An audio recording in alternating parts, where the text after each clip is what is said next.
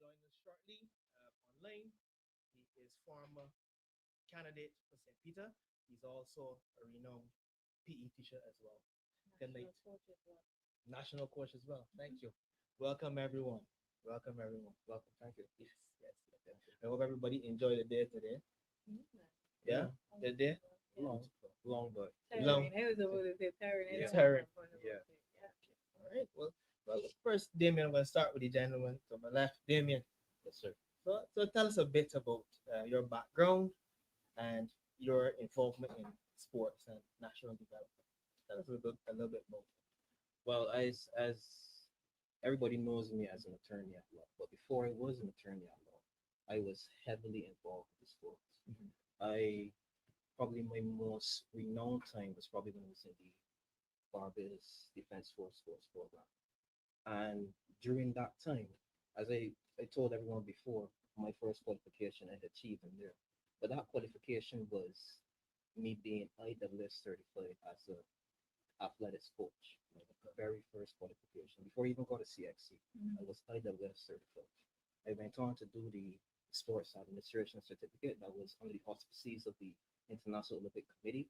I got a scholarship to do physical education through the sports program. When I left there, I then went on to do the professional diploma in advanced sports management. And I taught PE for a brief time at Bradley Adams Memorial School for about a year. So you mentioned athletics. What was your marquee? The marquee for me was the sprints. At one time, I started out at 1 and 2, but then when I joined the Defense Force Sports Program, I was transitioned into 2 and 4. 2 and 4. Yeah, Okay. 2 and 4. And all those are very difficult races. to run. grueling Very races, difficult. grueling races. So that's a little bit about yourself. So we'll stick on you. I'm gonna continue to ask you the question. So, what inspired your interest in the connection between sports and the country's growth?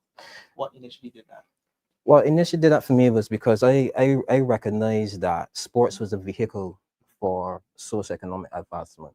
And not only that, if you could capture the young mind and show them, well, listen, you can be the next Oba, you could be the next Andrea, these premier sprinters and hurlers that come through that Barbados seem to produce very well. You can find yourself not only on the world stage, but you could probably become a national hero. And you could probably take someone, you know, out of the realm of finding themselves going into probably a bit more deviant behavior. So I felt that if I could capture minds, mold them, get them into sports, then we could probably produce young people who can make the country proud. That's very interesting. I think that's something that you should always aspire to do, especially with the younger generation as well too. Especially, yeah. I'm gonna bring Dr. Dawn Marie now. Here, quickly. That's okay. You're gonna get it. So I'm sorry. it's full. Thank That's no you. problem. Yes, no problem. Yes. So I mean, sports psychologist. Mhm. Marie, how do you think sports contribute to a nation's development? That's beyond entertainment. I think something that we've been pushing for heavily, something that's never happened in Barbados, particularly when it comes to making a serious cash investment in sport.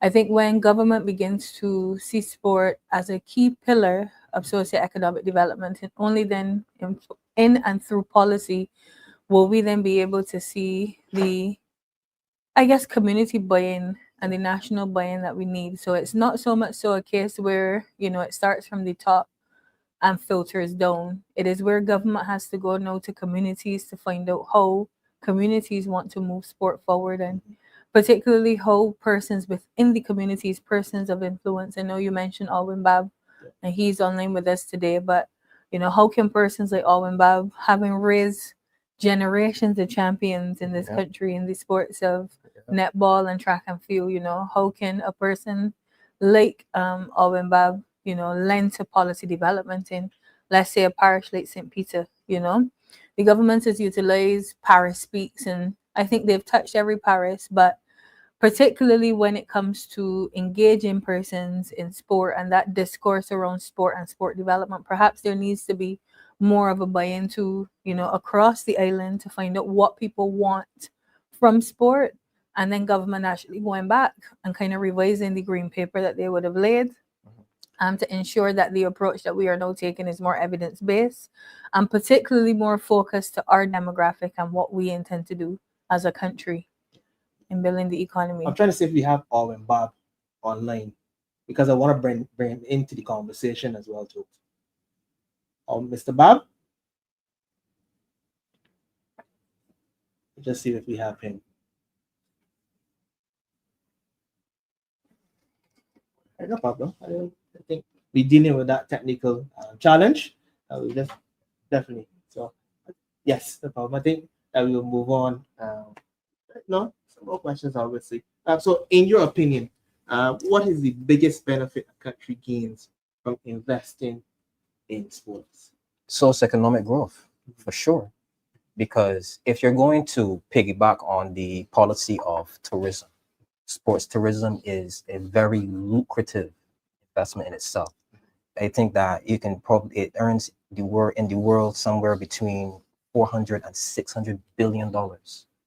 That is an industry that we can tap into, because I believe that while we are small, we have the location, the facilities. We can develop the facilities. We can package a unique offering to individuals who wants to come here and invest in or experience types of sports that we can offer. So not only would it benefit the country in regards to, like, when you invest inwards in its people, you can also outwardly improve the profile of the country itself.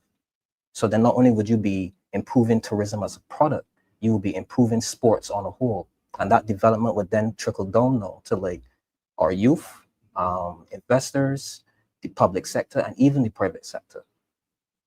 So, Dawn, spend a little bit, expand sports tourism.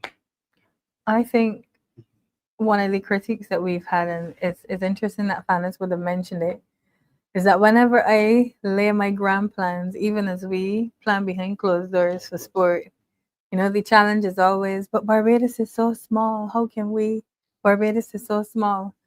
And I think the last time we would have had this discussion would have been around the time of the estimates. And truly, when we consider the fact that, yes, Barbados is small, but as a Caribbean community, we have CARICOM, for example. And, in the capacity of Barbados being one of the members of CARICOM, I definitely do feel it's to a point where the Caribbean as a collective community have to decide where they see sport and where they want sport to go. So it's not so much so selling Barbados as a destination for a particular sport. It is how can we as Barbados set ourselves aside, but then allow our other Caribbean brothers and sisters to shine in their respective sports. So one would say that Jamaica is the home of track and field. Some people would say that Jamaica, again, or Trinidad, is the home of football. Every country has its own culture. I definitely do think every country has excelled. And unfortunately, St. Lucia, Grenada, and some of the islands smaller than us have gone on to excel at the world level, bagging Olympic medals, and we're still behind. And equally, I think that when we come together and decide that this is the product that the community wants to put forward to the world, in terms of letting them know that we are not left behind, that's where we have to kind of find ourselves. And I say this because I've obviously worked abroad, worked at the highest level in academia, in sport. And it was the hardest sell, being in rooms and trying to get colleagues to see the value of the Caribbean, So a lot of the policy kind of focus in terms of even student recruitment tends to be focused on the Asia, sub-Saharan Africa. And it's like, why not the Caribbean? And, the perception is that we are too small, not that we're too small to be of value, but we're too small in the sense that we don't know or haven't tried to make ourselves big. And unless we can collectively come together and put together a product that people want to buy or buy into, then I think we're going to continue to struggle in that front. So you had some experiences overseas. Mhm. How far are we from that? Even just the framework Yeah. of having a proper. We're very far behind, but again, based on, I don't want to say based on the research that I've undertaken, because I don't want to make the discussion too academic, but as I would have highlighted previously, all it took in terms of funding, for example, England as a country, well, no Team GB, was one government to come in and say, this is what we want to do with sport. And I think the surplus in funding came particularly in British sport after the London 2012 Olympics. And if you Google now, you could go straight to the website and see the allocations of funding in past years in terms of GB sports. And, most countries outside of the Caribbean tend to be transparent in terms of letting the public know where the funding is coming from, particularly where it's allocated. The Freedom of Information Act allows normal citizens to access, essentially where the government is allocating funding. So you could request publicly, to know exactly how monies are being spent.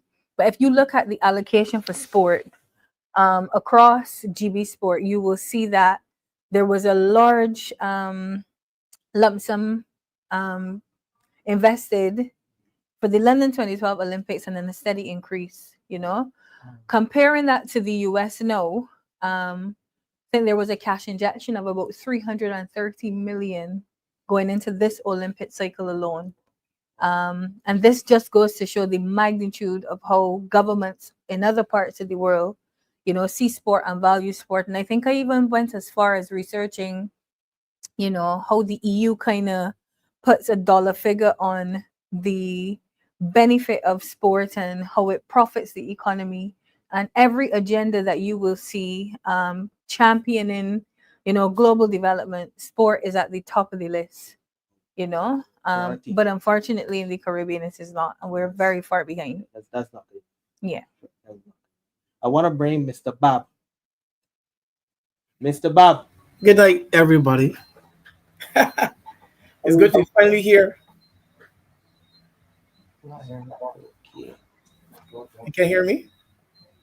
You can hear me? I can hear everyone quite clearly. Beautiful, Yes, we beautiful, can hear Mr. you. Babb. Yes, we can hear How you. are you doing, Mr. Babb? A bit tired, rushing around, trying to. I was with sport this evening, so I ran in to make sure I was on time. Still didn't make it, but I'm here. And I'm hoping that we're not making sport this evening. But we're Nope. Nope. right. We're having a decent conversation here. Yes, I have We have started. sport and national development. So I'm gonna move on to you now, Mr. Babb. So tell us a bit about your background and involvement in sports and national development, please. For as long as I can remember, I was involved in the community sports in St. Lucie. First of all, strange enough, my first love was football, and I began coaching that at a very young age, even before I left school. And then once I got into secondary school, I took up track and field quite seriously, and began coaching at the Freedom Striders Track and Field Club when Mr. Level went away to do some studies. And I never looked back. Went on to the Leicester Vaughan School, and the rest is history. We have a number of outstanding athletes there. Those two young people sitting there next to you came under my hand at some point in time, whether as a coach or a competitor. Domri has some good stories about being a competitor on the other side. And we worked together. Like the Leicester Vaughan School Yeah, as we well. worked together. Mm-hmm. Yes. So it's been a long 30 plus years in this field as well. And your discussion, we're always talking about what sports can do at the top. But how do we get those persons at the bottom, at the nursery stage, to buy into sports as an industry and sports as being very important to the development of this country? And I believe that we have to look at some structures within our primary and secondary schools, and we start there, and we can see it flourish into something bigger at the national level. I think you have a delay.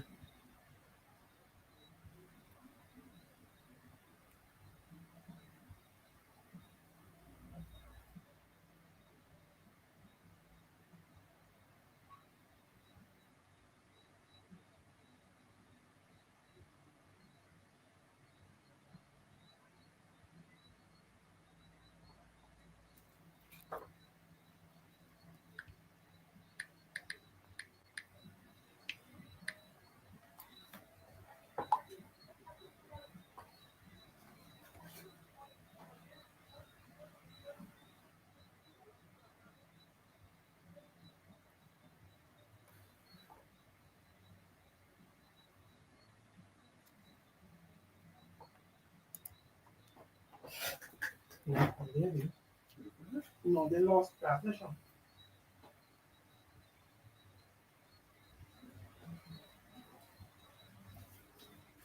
I think they lost connection with me.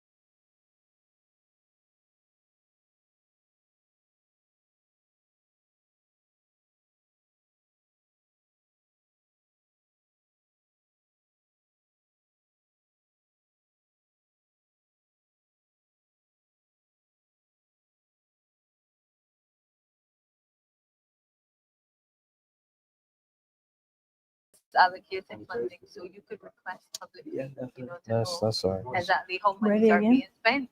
But if you look at the allocation for sport, Yes.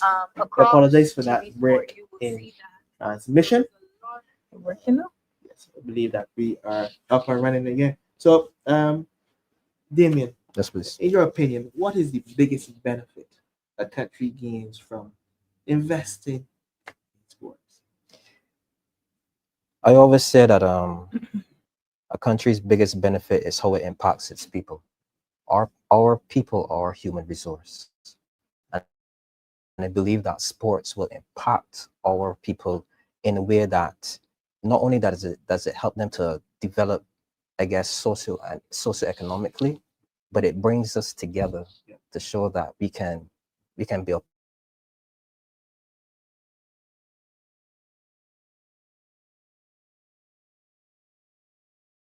athletes. Worldwide events that are catered to the international audience, that people say, listen, I want to come to Barbados and I want to watch that live. And then not only that, but a national development program in sports that is the envy of the international community.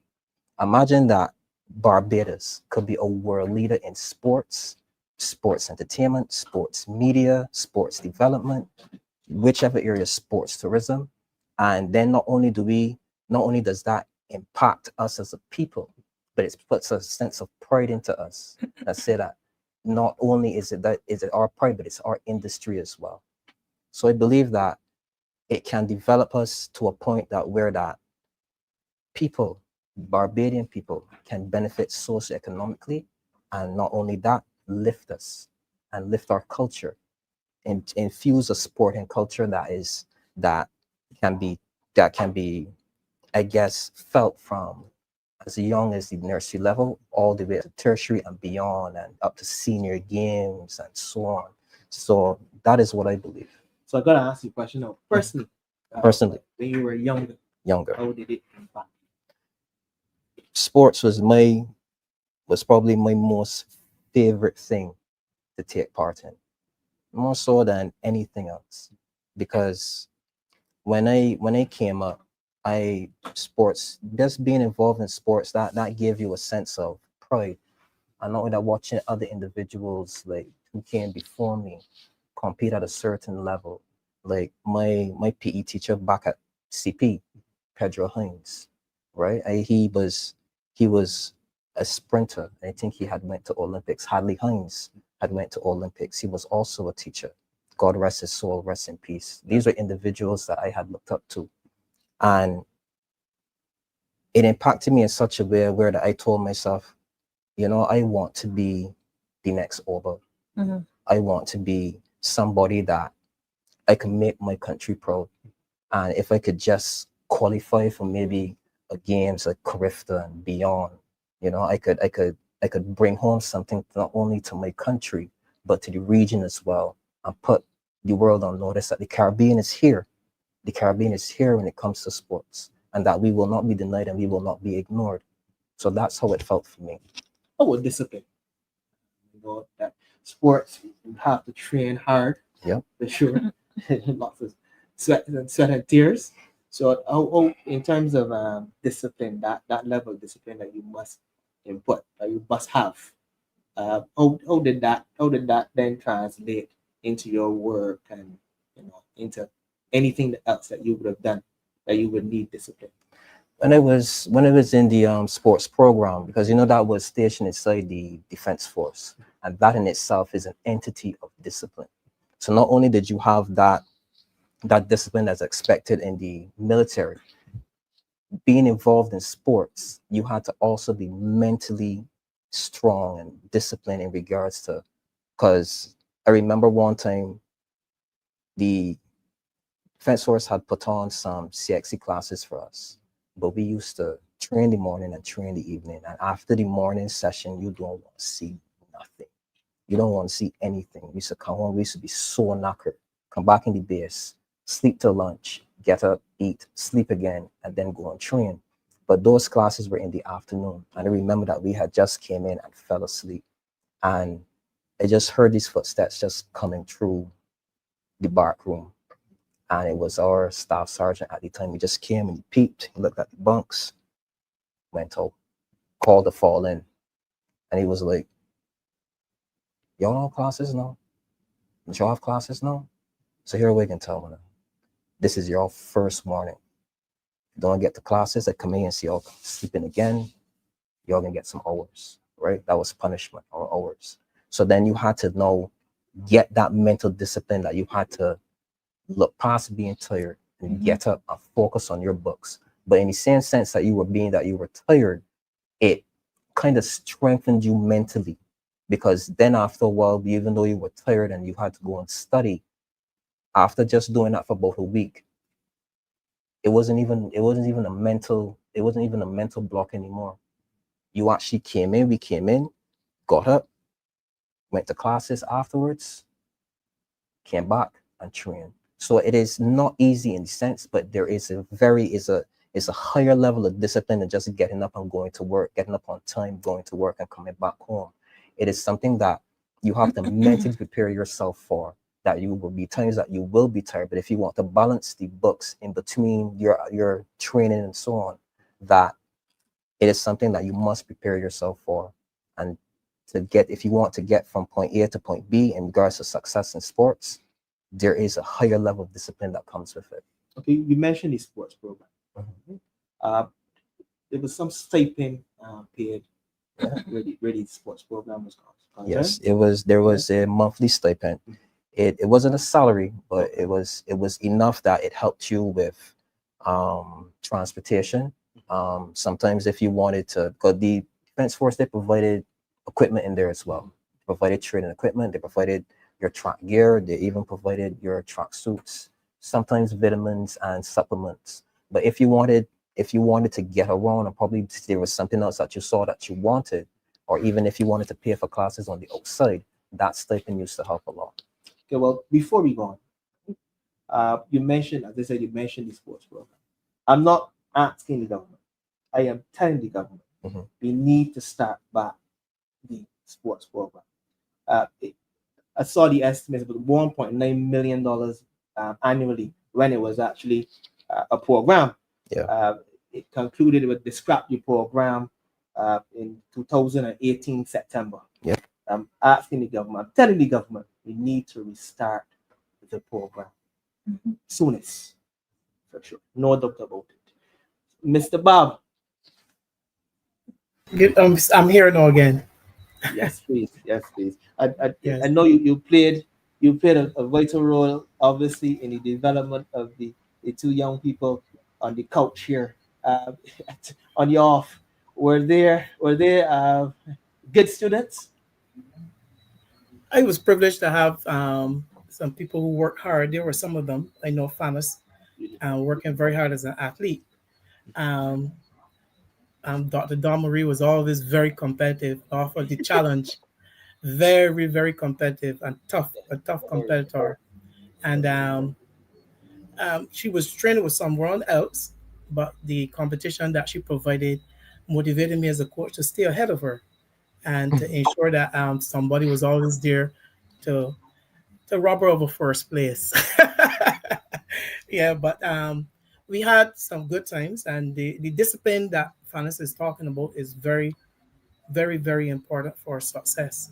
And I want us to understand that the not only the discipline for young athletes, but also we have to look at the personnel who are working and the structures we have in place. As I was saying earlier before we were cut off, the structures that we have in place for the development of sport and to see it as as national as important at the national level and within our school setting, especially primary school, we can no longer say it as just physical activity, but the overall development of our children. And we have to get our parents to understand that getting involved in a sports program or sports can lead to a lot of careers, not only as an athlete, physiotherapist, athletic therapist, massage therapist as well. So we need to, at that level as well, when we're talking about education transformation, we have to see where sports fits into that and how important sports will be as part of our educational transformation program. So, Mr. Babb, what inspired your interest in the connection between sports and the country's development? First of all, I thought it was a good athlete. But I can, in the days where we had the Christopher Picks and the Abu Worlds, and so therefore you were always down the back of the line, just like those athletes who came along the same time as Hussein Bolt and some of the others at that time. It was very difficult to rise to the top, and because of that era. But I saw the importance of sport as a way to get out the poverty that you were in, to provide an opportunity for study, provide an opportunity for upward mobility, and it offered a sense of discipline and for me as a young person. And then when I saw my involvement in football brought a community from Half Moon 4 and Clinkits check all together in some good, wholesome rivalry, I knew that I had to get involved in sport at a different level. I would have asked Damien this question. In your opinion, what is the biggest benefit a country gains from investing in sports? Well, I could tell you, based on my research, the top 3 benefits of a cash investment right now in sport. First will be job opportunities, the creation of jobs. And we could look at it, for example, we hosted the Cricket World Cup last year. Again, we still don't know the funds and the monies that were spent, how they were spent. The government still hasn't been transparent about that with the general public, but we do know that people benefited from employment opportunities. We saw, I would say, I don't want to call it a surge, but obviously there was lots of entrepreneurial activity, persons engaging in, their own pursuits, making their own money in that regard. So job creation is the first benefit. And we all know the state of the economy right now. We know that people are looking for money. We know people need jobs. So even as Fanus mentioned, sport tourism, hosting a major windsurfing tournament, for example. Something that I saw recently in previous years was the Beijing Ninja Showdown. Yes. And I think that's quite global. That attracts people from all across the world. So, if we could continue to host events at that level across all sports and continue to attract people to the island, perhaps people would have more work opportunities. The second benefit, believe it or not, will be the increase in physical activity and wellness. And we know that wellness is directly associated with, mental well-being. So you will have a population that's conscious about the benefits of physical activity. Hopefully, you will have a more active population. And with a more active population, you should see the decrease in non-communicable diseases. And again, research will show that the more physically active individuals are, the reduction of, non-communicable diseases is a direct result of, engagement in physical activity. So a more active population will be the second benefit. And the third is definitely the social benefit. So when young people, for example, are engaged in sport, you see a reduction in deviant behavior. So something that I've often said in previous weeks to months, with the surge of crime in the country, I've been calling for the government to implement, sport intervention. So ditch the peace program and, trying to tackle it at the roots and actually empower persons within the community who have influence, persons like Mr. Babb and other persons, other names that both guests mentioned, reach out to those people who would have the influence and equip them with the capacity to mentor, the young men and young women in our community to, see if we could have a more community-based intervention to crime as opposed to this person-centered approach to getting people to stop committing crime, So those are the top three benefits. So we have the job creation, so more employment opportunities. We have the physical benefits, increased well-being, increased mental well-being, increased physical activity, and the third being, that level of social and community engagement that would allow each and every citizen to feel as if they're responsible for the country at large. Beautiful. Yeah. So, Damien, Yes, please. what are some of the infrastructure improvements that have resulted from hosting these big events, these huge events? What are some that you actually saw? Well, I know recently there was a cricket World Cup here, and all of a sudden roads were being done. That's what I know. Some were being done, and I don't see why we wait till sometimes when these events come here to get these things done. But well, that is just, I guess, part and parcel of certain people's agendas. But what I do see though is that even though when these events come here, there is an improvement on the facilities that host them. But it should not be just how should I say, pigeonholed to just when an event comes here. We should be investing in facilities and facility managers and people who can take care of the infrastructure so that these infrastructures are available all year round.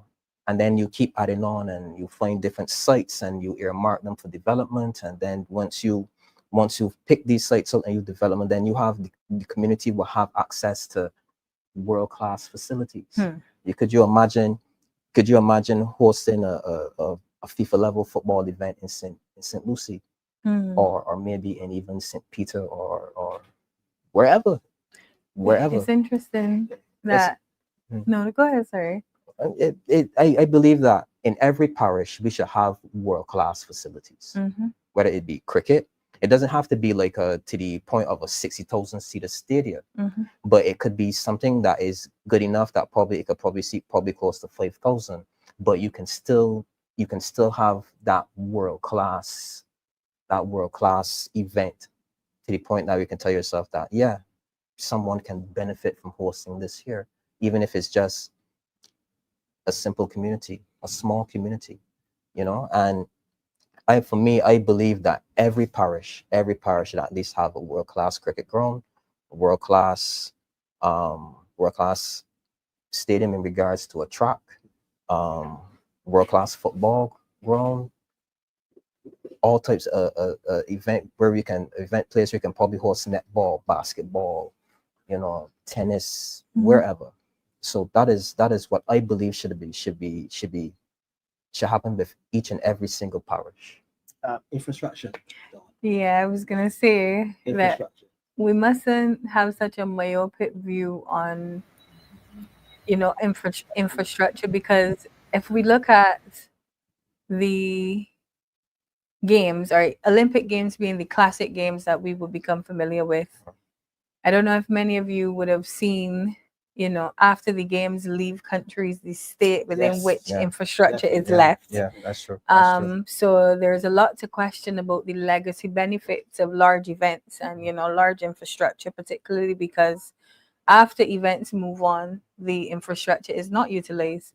And it's funny because, the government is bragging about creating mini stadia. I happened to have the opportunity to see one, drive by one every day. Did not know it was a mini stadia. I just thought that the facility was quite nice, well, very well taken care of. But what's infrastructure without properly utilizing the infrastructure? What's infrastructure without actually having the persons or the staff educated enough to maximize the capacity of this infrastructure? So, if we're having mini stadia, and it is something that I would have been challenging the Barbados Cricket Association on, for example, and I've said it for the past 2 years, cricketers need to be paid. We're in the middle of a domestic season, and some of the grounds have mini stadia. If you are wanting to begin to generate revenue in terms of getting people to spectate and to contribute, charge an admission fee for persons to come and watch. Uplift the level of cricket, make it a lot more competitive.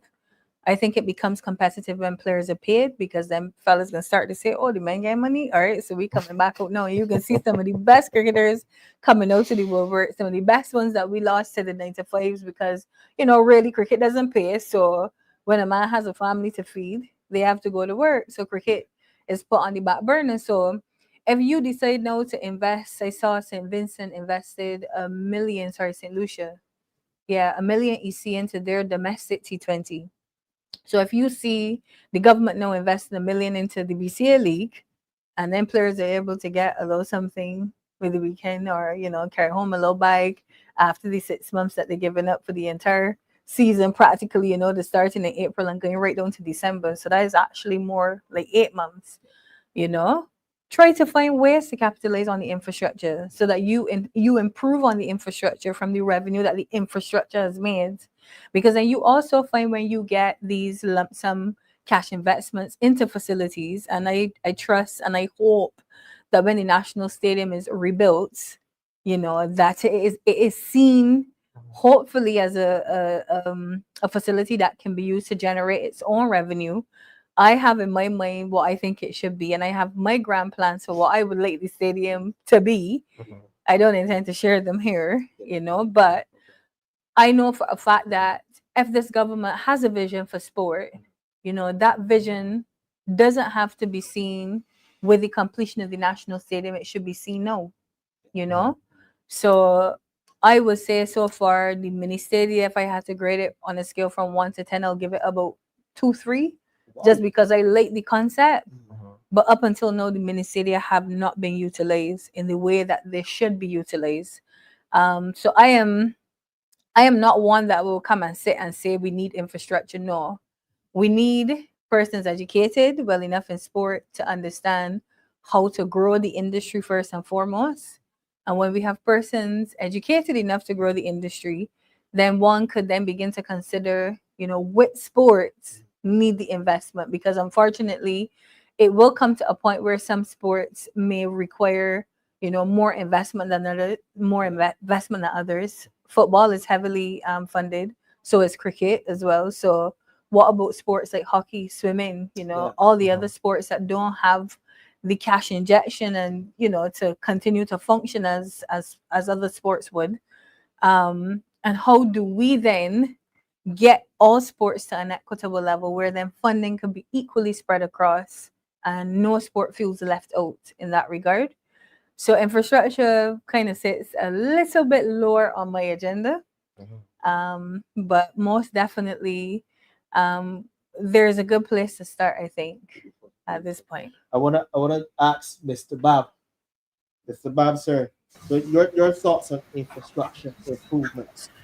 I am with Armstrong on that point, because this government can say that we're putting up, plan to put up stadia all around, and I saw some plans about 4 tracks, but if you have no plans for usage, if you have no plans on how you're going to equip those stadia to have enough equipment for those persons who are going to be using it, and then those are going to be what we usually call boy elephants, just sitting around the place being idle and going to ruin. But we have to have a plan, a good plan, Mhm. when we put up those sort of infrastructure around the place. And this is a small island, so Mhm. I think that more where we zone, where we put those things, but the plan has to be, and management of those stadia has to be one um, that we pay close attention to. But I want to zero on something that Don said: education and pay, Hmm. education and pay, And staffing too. and staffing, right? I'm telling you. And I want to say it, and I hope that when this government, when the DLP assumes the reins of government, that we see, that we look at how education plays a role in a national development program for sport. At this point, I would take a primary. I am not sure that all primary schools Hmm. have PE teachers, just Nope. solely for PE teachers. Wow. I can tell you that. Mhm. And I would also add to add to that, Bab, Yes, in terms of, we would have raised this during the St. James North by election with the National Sports Council. So you're building this mini stadia, and even though some of the caretakers for the pavilions and whatnot across the island don't know if they'll have jobs. that So is it. who's gonna be staffing the mini stadia? And you are right.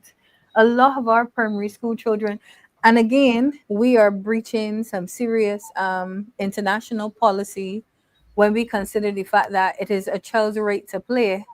So if we're sending to school children, no, we're sending our children to school, and there are no physical education teachers to ensure that they're getting their daily quota of physical activity. We are harming our young people by not giving them the opportunity to engage in sport and physical activity in a substantial way. So I definitely do feel, and I agree with Bob, when we say when the Democratic Labour Party take the reins of government, it is because persons like myself, Fanus, Babb, all know and are very well educated in terms of understanding what this country needs. And I think the government is just at this stage lost for ideas. And somebody even said today, when the Democratic Labour Party now speaks about sport, the government finds something to do. And Of we even course, had a bit yes, of a yes, you're joke right. about They come out. we even had a bit of a joke about it today because even though they said, oh, well, the National Sports Council, we were banning to Sport Barbados, we have not heard anything What about is the Sport plan? Barbados since the St. No, James North by election. no. So even in terms of wanting to know where this government is taking this country pertaining to sport, I personally think that they'll be watching right now They and should listening be. to what we say, They you should know. be. They should And then be. another 2 or 3 days, you will see some grand statement being made without any type of evidence to back it up. Yeah, So No, that I'm glad yes. we made mention of I can. stadia and stuff. I'm glad we made mention. What is going on with our national stadium? I know it was at yeah, phase one now, it's supposed to be completed by July 2026, July based on the 2026. calculations I did. So again, Right. when the demolition was scheduled and the press reached me for comment, and I did give a fair comment, that's when the Minister of Youth, Sport and Community Empowerment rebutted and said, it'll take 26 months to 26 months complete. is complete. Obviously the demolition did not go as planned. It was planned for April, so perhaps no, it was demolished fully in May. Yeah. So 2026 months should put us at August 2026. Mhm. If you drive around the facility now, you will see that a structure is going up where the netball stadium was. Yes. I'm Yeah. having a think about what exactly is going to be. I can't figure out. I said the same. Nobody knows exactly how they're Yeah, finished is it. it Handball and indoor? Is it volleyball. indoor? Is it outdoor? Like, But it was supposed trying to to- be indoor. It was supposed to yeah, be indoor, and then we had a change. It was going to be part indoor. Um, I don't know what it's there a has very been so odd many looking changes. structure because I have never seen something constructed with the roof going up first. I have a difficulty How understanding. is that? The roof is up. The roof is up first, so you could literally see that something is happening. Right. But I've never I've always known buildings to start with the foundation So first. first, And if anything, you put up the shell where the walls may be, and then put the the roof roof on falls top. down last. But I don't understand what's happening there right Do now. you get the sense it's all about optics, all about buzzwords, all about Well, know? you see, this is the thing, because one would say that the Democratic Labour Party lost government based on said optics, because the Barbados Labour Party has not really enacted anything that they promised in their manifesto. And I think we made mention of the fact that, they said within 6 months of winning the government, this is what the Barbados Labour Party will do. So I will hope that by now the citizens of Barbados open their eyes and recognize that, optics is just that. Yeah. The Barbados Labour Party does a good job of being seen, but as far as the populace Where- seeing their actions in terms of sport, I could tell you, and this is across all sectors, but we're focusing on sport tonight. The action is, close to zero. Because you had a situation where the media, they're going to different locations. So this is going here, that, and we have a stadium, that has been the way it has been for a very long time, a very, very long And the time. Democratic Labour Party built it too. Whatever. How important was that stadium to the national sports in general? National sports as a discourse, that stadium was probably the Primera in regards to any types of sports discussion Of whatsoever. course.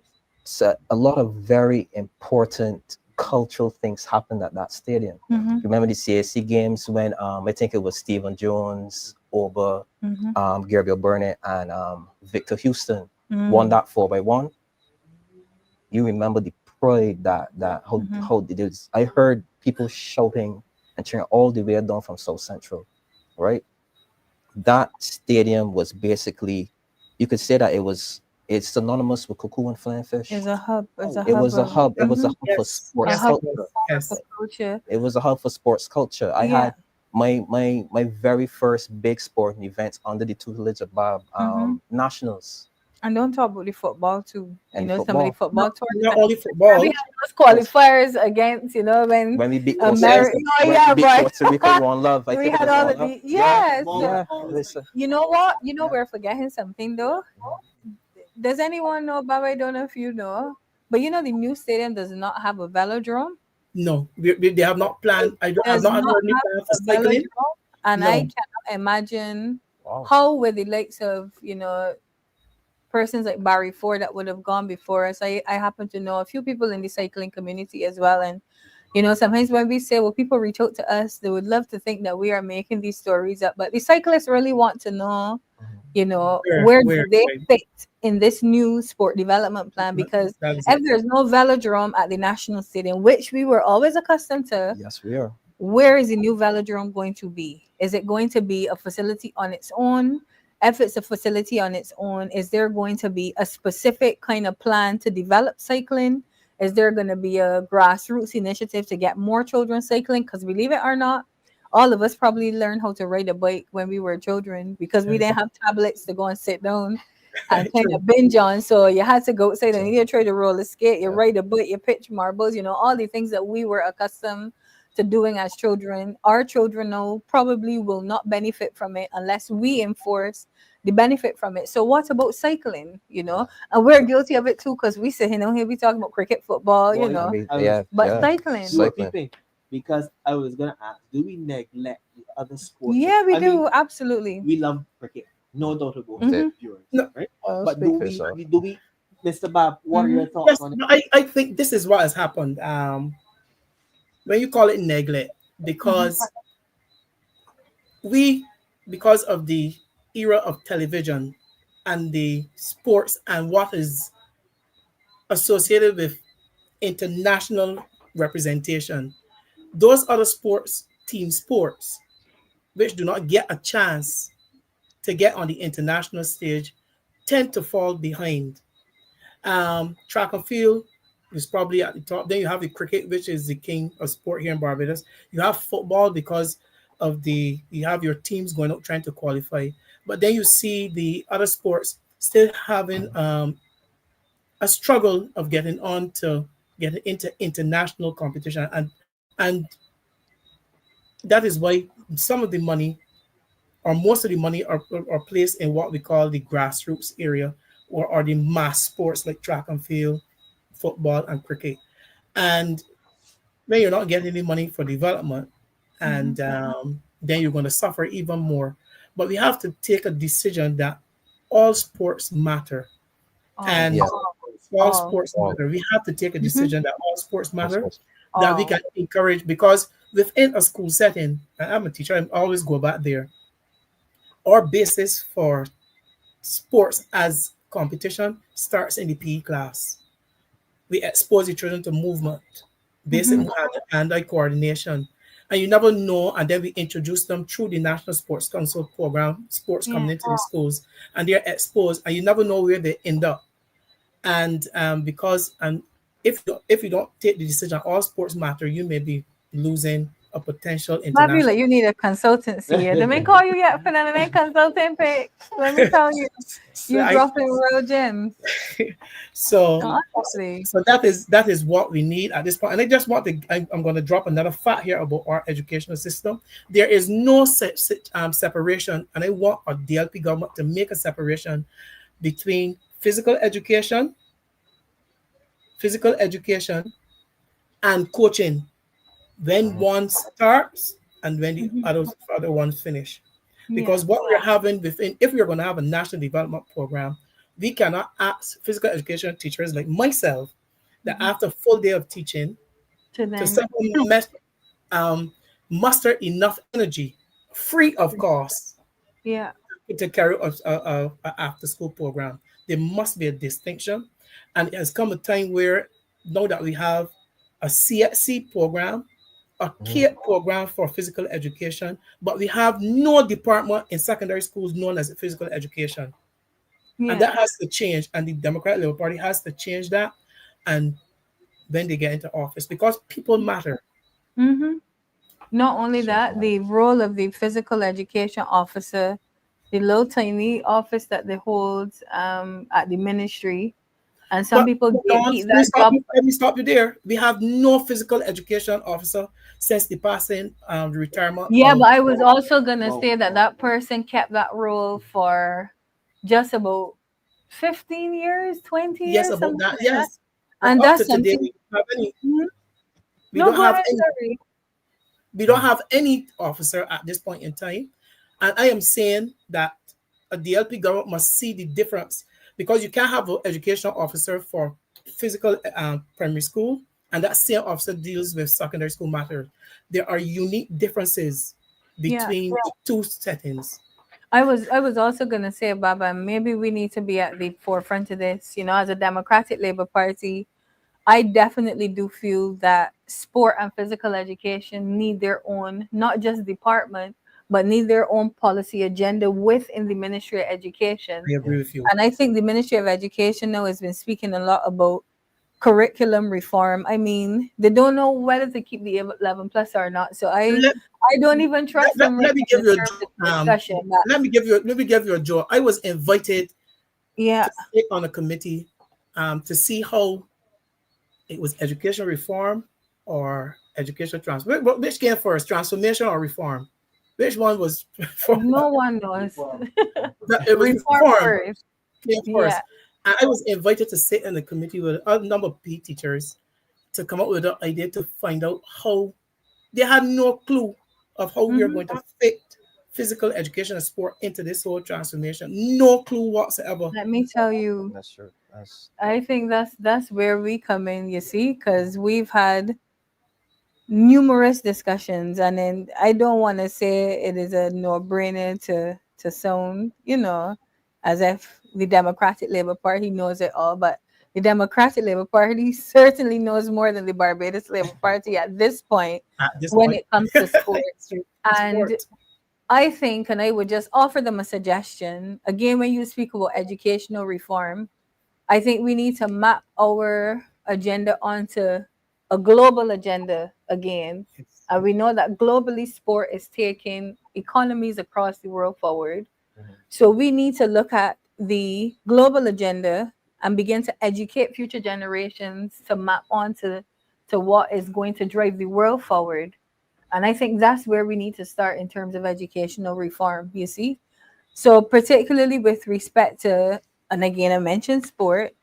If you are wanting to create future generations of not just athletes, because we always speak about the athletes, but sports scientists, myself as the only British Psychological Society chartered and registered sport and exercise psychologist in the Caribbean, they challenged me and my Viva to raise up a generation of sports psychologists in the Caribbean.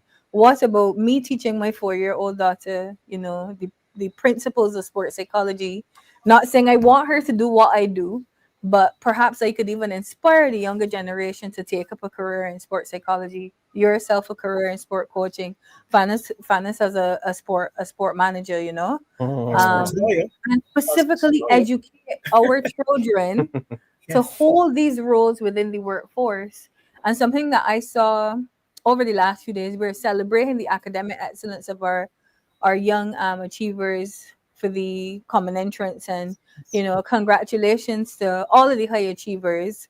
But something that I wish that I saw was children who may not have gone to the most prestigious schools being celebrated as well, because we know traditionally a lot of our athletes may not have excelled in the way that people believe excellence or academic excellence should occur at that level, but they've gone on to represent the country at the international level and done well for themselves. So when we consider sport and other professions and other trades and other skills that our young people could learn, perhaps now is the time to look at another focus. Every child is not going to learn and get 100 in maths and 100 in English and right. an A in a composition, and you're set for life. I could tell you, as a young woman with 3 degrees, the people that are making all the money right now are the people who are creative, the people who are excelling, with their bodies. They're using their bodies to full capacity. Sports people use their body to full capacity,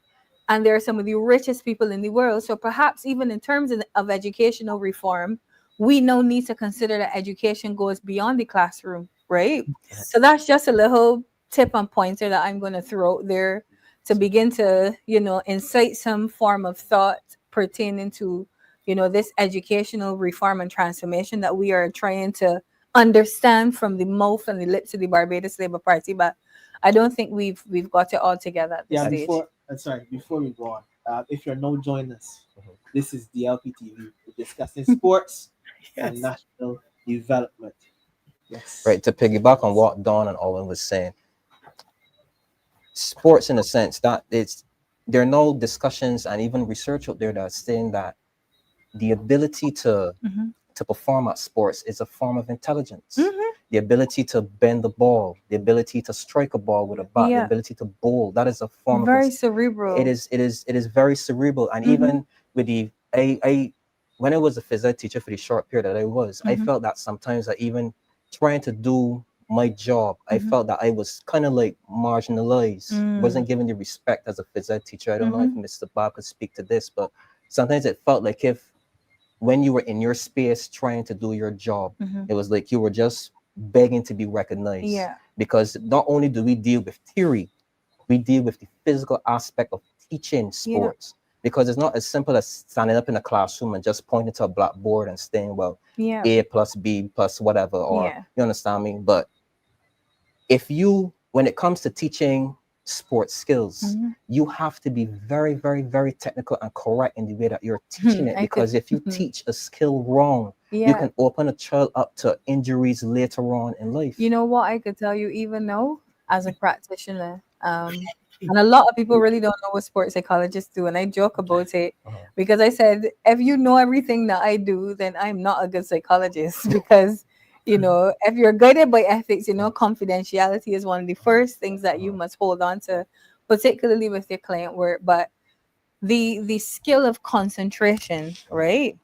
And one would say, yes, you have to go into an exam and concentrate to, remember your digits and to write your composition and stuff. But when we think about the concentration that is required in a penalty shootout, in hockey, in football, when we think about batsmen scoring triple centuries, the amount of concentration that is required to continue to focus on ball after ball, and something that I always teach, particularly in the sport of cricket, if you want to get to a century, focus on the first 10 runs. After you get the first 10 10 runs, runs. focus on the next 10 runs. So you break down your innings in tens. Mhm. And even further than that, every ball is a new ball. Regardless of what happens to that ball, focus on the next one. Don't ever get too far ahead of yourself. Don't think 100, think tens. So for persons to even grasp those concepts, and I'd say even in schools, that have not gotten the shine that they would have needed, if the government is serious about educational transformation, go into the schools and to understand how these children learn, what they want to learn, what are they interested in. Every child is not interested in math That's and in English. That is true. You understand? That is And true. it is something that was sold to our generation, particularly in terms of a graduate in every household, and I loved it because at the time it was something that was needed. But no, with a graduate in every household, there are no employment opportunities for these graduates in every household. I think that we have to focus now on our learners. I think we need to learn from our children. And I think now when it comes to even considering educational transformation, how do we bring out the best in our children, even if it is not reading and writing? You Now, I can understand? answer. You're a sports psychologist, Mhm. right?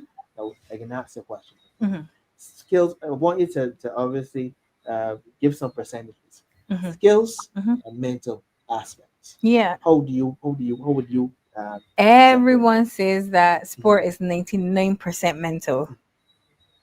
I won't say it's 100%.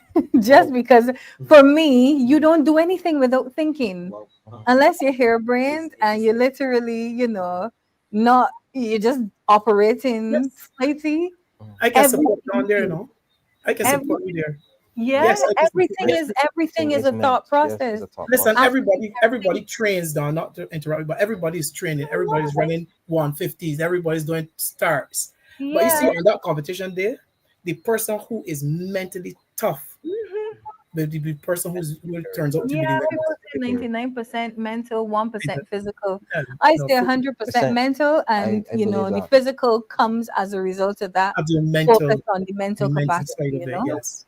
now I saw something a couple years ago, right? I saw something a couple years ago, and it's something I didn't see when I was actually going to school, Mm-hmm. right? I just want to know what is actually going on in schools because Mm-hmm. the schools usually would field 11 players, and Mm-hmm. then you would have a couple boys being subs or whatever the case may be. Mm-hmm. That on that particular day, that particular match, Mm-hmm. they could not field 11 players at Mm-hmm. all. So I just want to know, if there's any insight, I think Mr. Babb or Don can give insight what is going on with sports in schools. I could give a classic example. And I will call the name of the school because the school is in desperate need of a PE teacher. I'm a Parish school, and I don't know why teachers are staying away of physical education teachers, but I think the I school is think, right. John, let me stop you there. I think that somebody is there. No, Yes, I think somebody is there. I would sorry, tell I you. meant in terms of cricket. Sorry, the Okay, opportunity go ahead. Yes. existed for Yes. a Okay. coach to go and develop the cricket program, and I think people are, trying to shy away from it. But I see it as the biggest challenge right now. Fielding a team of 11 of those students. Back to your question, children just are not interested in sport because the truth is parents don't have the monies to invest like before. So imagine your child being asked to stay after school for 2 hours, say school ends at 3 and you got a coach for 2 hours. Bus service is poor. Say that parent doesn't have a vehicle.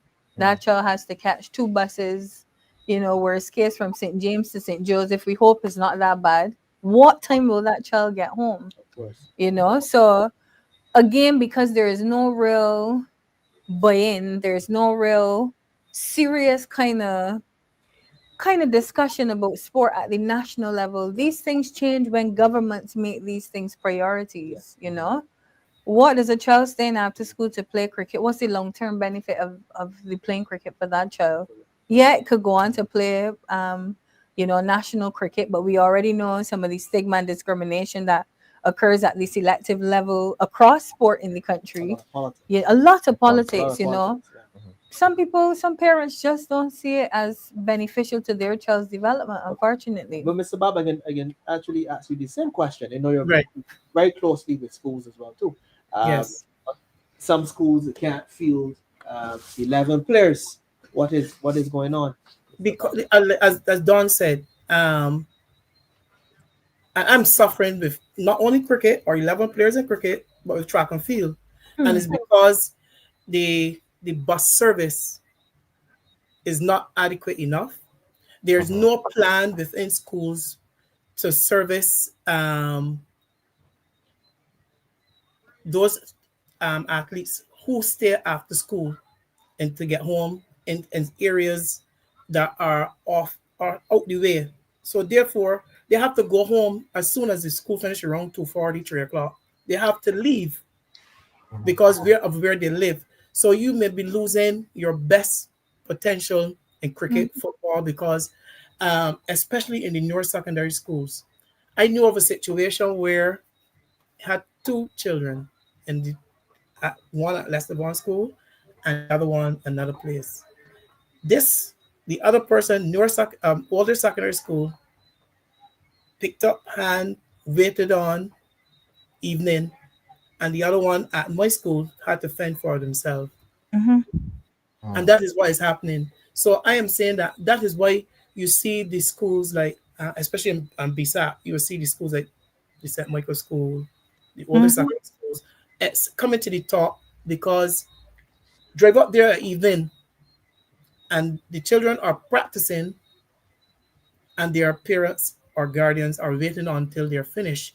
At my school, that doesn't happen. But Bob, remember we did something fantastic in 2015 and 2016, when Leicester won, we made history, so don't Yes. discount the work that we put in this Democratic Labour Party. So you even spoke about older and newer secondary schools, but look right. at how Leicester turned things around under our care for those 2 years. Yes. Look at what we did with those children, So I think it is all about staffing. It is all about having the quality teachers that are willing to go the extra mile to ensure that the children are having a fulfilling experience. I know in those years that we were there, we made sure that the initiatives were sponsored. I did a bit of the mental skills education as well, motivating the students and getting them to buy into this culture that we were trying to develop at the time at the school. But it was really our efforts as a collective department, well, not department, as a collective group, Yes. that really, really saw that transformation at Leicester Bond. And I think even though I've gone on and some of the others have gone on, you have still stayed and you've still tried your best because resources are a lot more limited now. No, I do feel that, there can be a resurgence again of this excellence, this sporting excellence with the right people in place. Agree. I totally agree. So, Fanus, I mean, you have a situation where we talked about schools and sports, right? You're a parent. Would you encourage your child at this environment to just concentrate on some sports in Barbados? Cricket. Let's take cricket. With the way how the economy is going and how expensive as Don would have mentioned, cricket gear is extremely expensive. Yes, it is. Would you encourage your young one, obviously, to partake in sport full time? Yeah, but it for me, I will cater to my child's strength. And me being, if I was a parent, even though I joke that I am one, but I'm not really not. I do have children under my, I guess I would say under my wing, who call me daddy. But really and truly, I would encourage them to play to their strengths. If they want to get into sports, obviously, we as parents would try to sacrifice once we see the direction of where our child wants to go, because we want to cater and foster that young mind to develop into the wholesome being that they can be. Yeah. Sadly, not all parents see it that way, because they might probably prioritize putting food on the table first rather than spending on sports gear. So then now we have to ask ourselves, how do we then make it easier for parents to get their children into sports? Do we have to find some way to get parents to buy into the holistic development of sports, and then in a sense now help them to subsidize that Yeah. sports along with paying their bills and paying their taxes and putting food on the table. I'm laughing because Yeah, because I was excited to ask you that question. Mhm. I am extra excited to ask you. I was gonna say, Extra excited. you know, as a parent, and it's funny because I think that perhaps I do use my expertise a little bit in trying to tailor my care for Aurora. That's my daughter. So I look at a lot of the research, particularly in terms of early sport development, early skills development. So right now she would be in the sampling years of sport. So sampling between 4 to 7 years, you know, you give them as much things to try to see if they pick up on anything. And both her father and I were former athletes, and I think we think it mishy a little bit, you know, in terms of where we thought she would have been, particularly in terms of the track. So she is in a program. I don't want to call the name of the program, lest people think it's political, but she's in a program with very young children running, and she participates in track and field 3 days a week. And some evenings she gets in the car and she says, I don't want to track no more. Why you don't want to track? I'm tired. It's My hard. legs will be hurting, you know. Yeah. But then when she gets there on evenings and she sees the other children, she's ready to go again. We sampled swimming before. We're gonna be sampling dance next term. And we've taken the conscious decision, whatever she says she likes, that's what she's gonna stick with, you know. She happens to like art, so we will keep going with the art. But I don't think, even as a person who pushes a sport agenda, when it comes to children, same thing I said before, we have to focus on what our learners like, what they want, and what they will excel at. So even if Aurora does not become an athlete, it doesn't bother me, you know? My love for sports will never change, nor will my love for sports allow me to force my daughter to do something she doesn't want to do.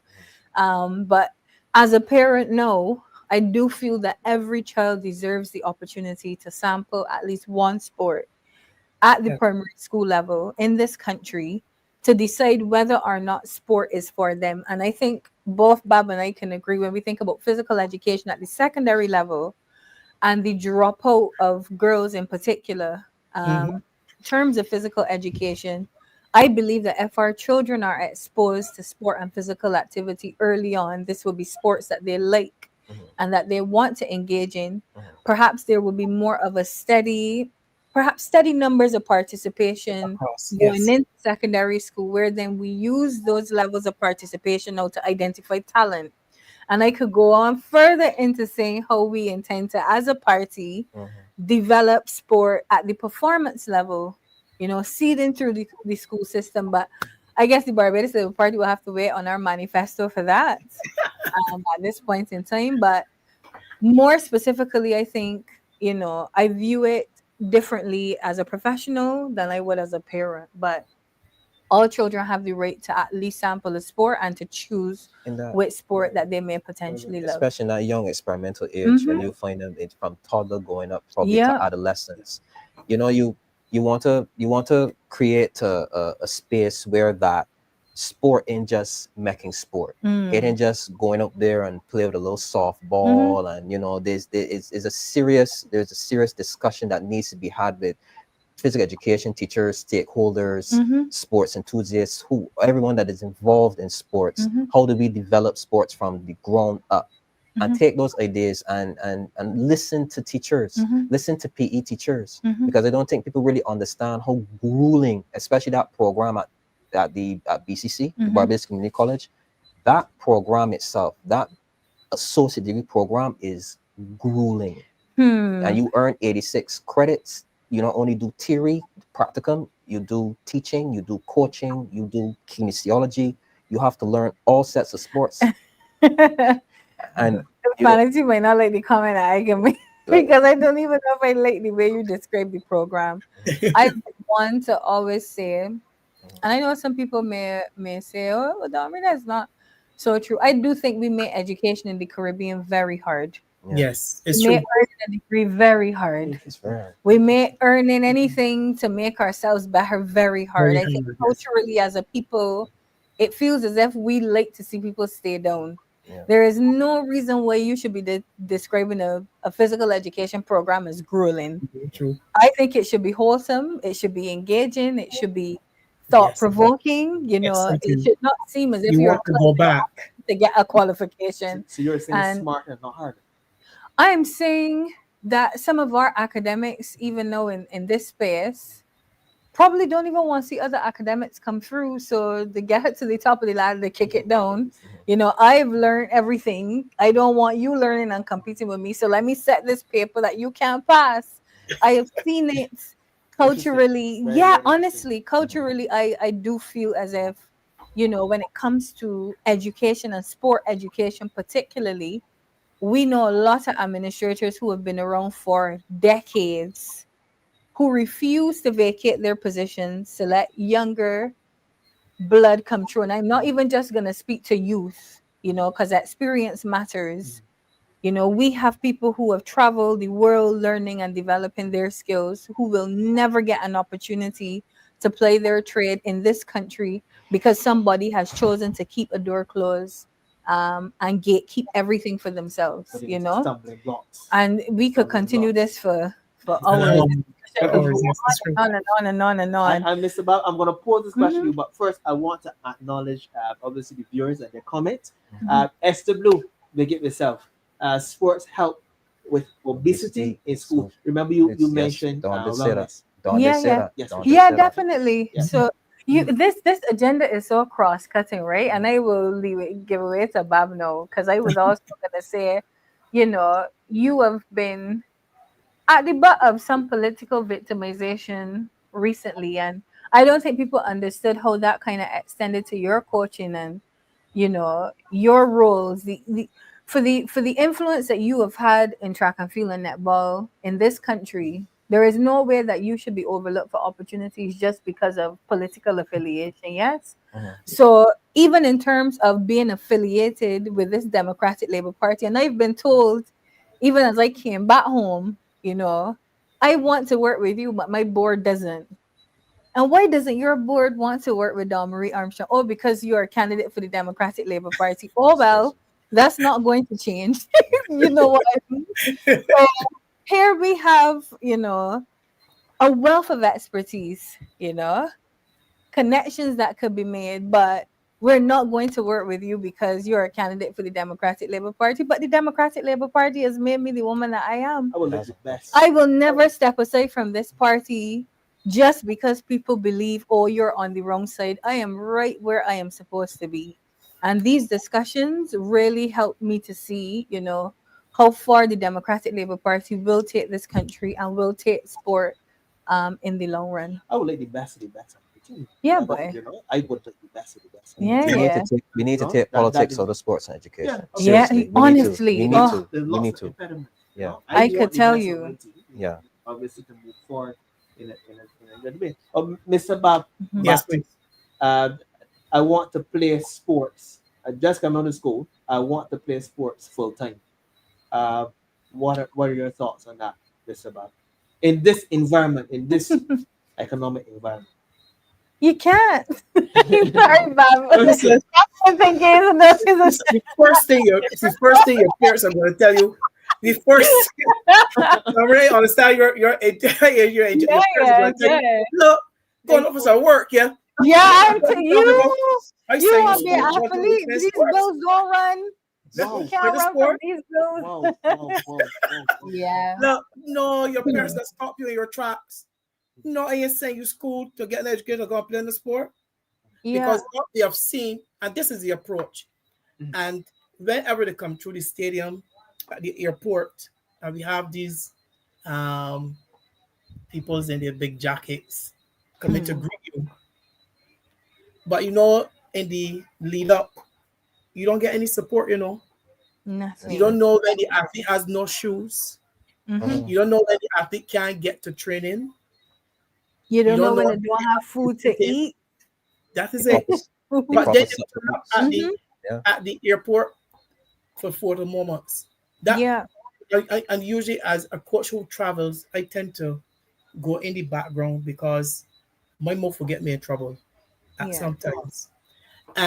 But we have this part-time approach to sport in Barbados and expect world class, full-time and world class Amazing. results. Yeah. Amazing. Performance Can't results. get Yeah. it. A Yeah. gold medal in any sport is a planned cycle. Hmm. 4 years to the world champ. No, it's every 2 years. 4 years to the Olympics. You have Yeah. to map that path, and it costs money every step of the way where you want to be, and the investment is large. So therefore, we have to. If we are still struggling with trying to get that elusive Olympic medal, Mm-hmm. and we are not planning properly for it. We're talking about it, but we're not Yeah. planning for it, and we have to plan for that. You Yeah. want you Okay, go ahead. sorry, Go I ahead, was go ahead. gonna say you want to know something interesting. And I've seen the public support for Sade Williams, like Peter off, in these past months. And Yeah. something that just came to mind, why can't we have like a big television somewhere in town or, somewhere at Warren's that every time Sade is about to run, people can watch? Great. Because that's our gold medal prospect at this stage. Yeah. We have to have some level of continuity. It can't be less support her when she's in a final or less support her when it looks like she's going to medal. Let's support her all the All time. the time, yes. And it is so simple to create a culture of sport performance more than it is to create a culture of sport development. True. It's true. Because you can't see the sport development, the benefits of the sport for development and sport development could be seen potentially in a 5 to 10 year span. We could only know the legacy impact of cricket, the Cricket World Cup, if any, when we Yes. see younger children deciding, well, I want to play cricket for Barbados. But when it comes to the short term benefits of capitalizing on the exposure that Sade has gained and has given us as a country, Can't pay I for it. think we should be watching her each time she runs. I think it's government's responsibility to let people know, not just allow square in the paper, Williams to compete, Make it a public announcement that, our potential gold medalist is performing at XYZ time, stay tuned. And people that want to watch could then go to Warren's, could go to Sheraton, could go to any of these key areas that are accessible, publicly and privately, build a relationship with the Globe Driving, for example. And if she's running, have them show the race on the screen and people go in and support her, make a fanfare of it.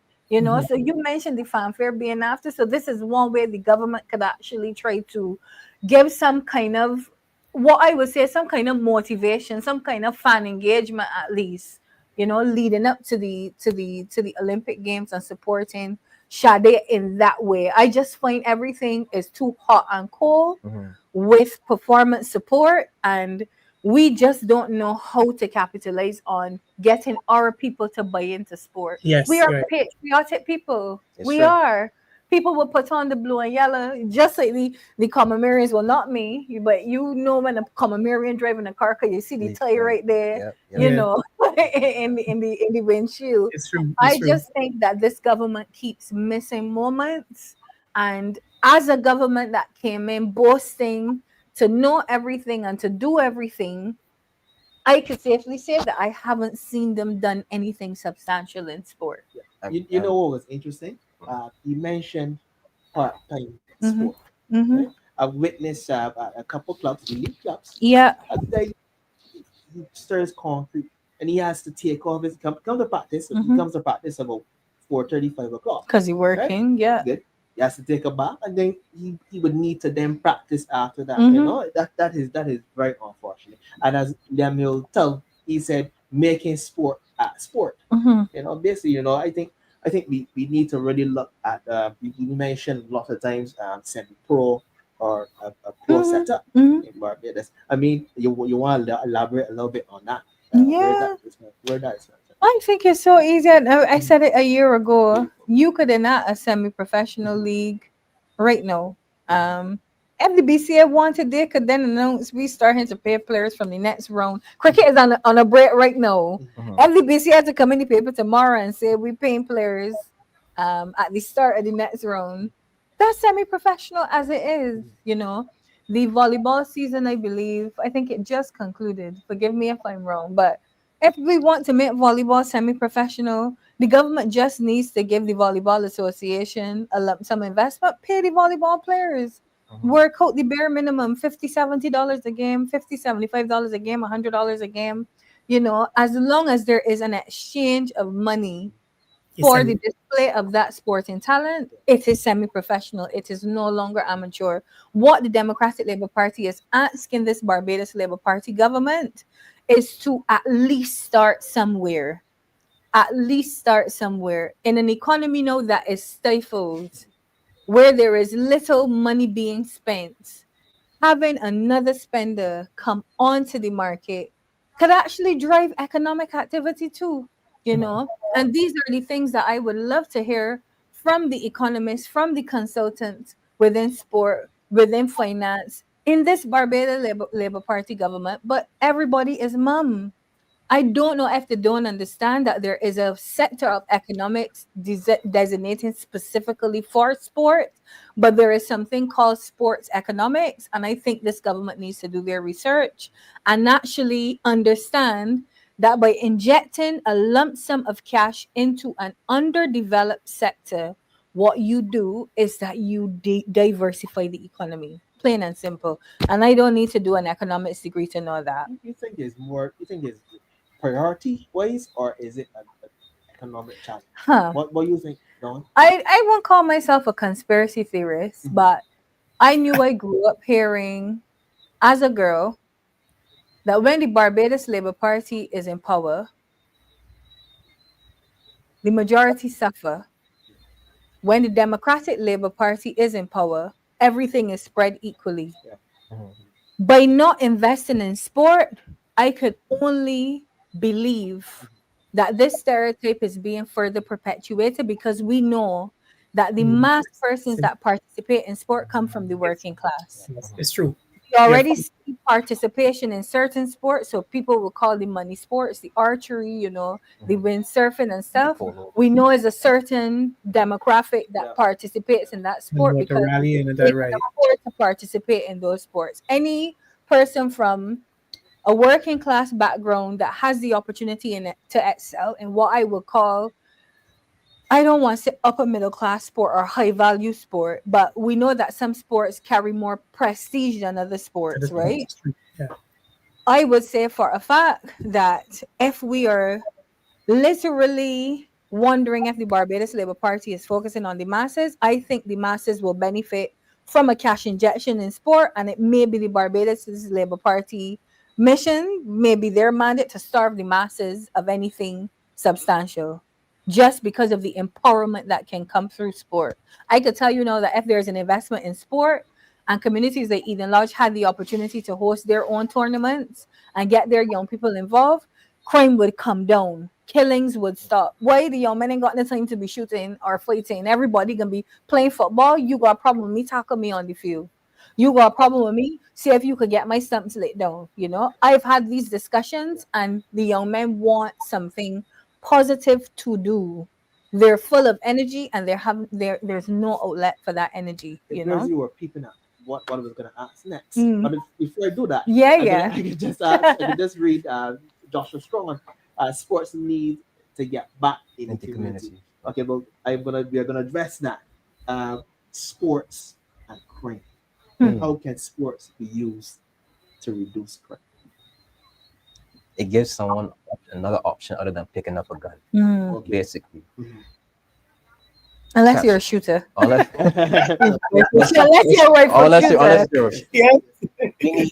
We need to get back to how we can capture the mind of our youth, right? Because right now we're losing the battle for their minds. It seems that picking up a gun and engaging in illicit activity, crime, is more attractive than actually engaging in something worthwhile like sports. And that we have to find ways to capture those minds, show them the benefit of trying to, as Dawn said, tackle me on the field, lick down my stumps, you know, because it seems like the notoriety now of because when we see the videos where they're being walked out of this the courts now, and they have their friends out and they're hailing them. It Free seems my like guy. it seems like that is more attractive than coming through an airport with a medal around your neck. And I don't know where that why that break out about. I mean, I could say it, right? I could say it, but I don't want to engage in attacking any particular persons or administrations at this point in time. Okay. Right? But I will say that there has been a failure in regards to our youth. Oh, you can talk freely. Yeah, speak freely, because Definitely. they never cease to attack the Democratic Labour Party. As a matter of fact, everything from 2008 to 2018 was the worst thing that happened in Barbados, but Barbados was still better off then. But So feel free to speak freely. I want to say about that very same period as they talk about 2008 to 2018.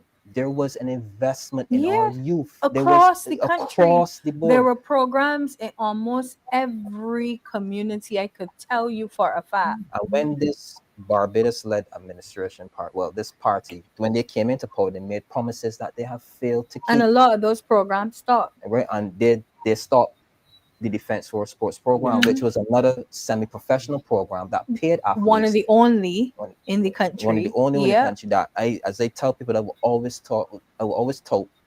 It broke my heart when they ceased that program because the funding. One of the head reasons, and I don't even know if Mr. Alwyn Babb remember this.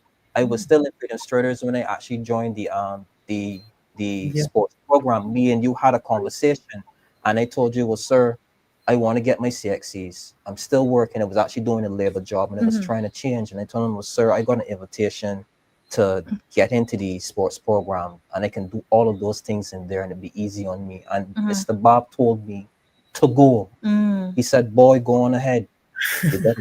He told, and I don't even know if you remember that conversation, Babb. I had a conversation with you, and you told me to go, right? And there's sometimes other people might feel bad about losing the afternoon. Say, nah, don't go along. We use it, But Mr. Babb told me to go. He told me to go, and look at where I am now. It's funny because you mentioned, 2018, the ending of the BDF sports program, but look how 7 years later the National Sports Council is being disbanded. They could call it whatever rebrand they want. And I've said it previously. They've constructively dismissed the workforce, let people know, well, your jobs aren't sure, so we don't know what can happen right now. So why is it that sport seems to be under attack? Why? So they haven't invested anything, but they're taking everything away from sport.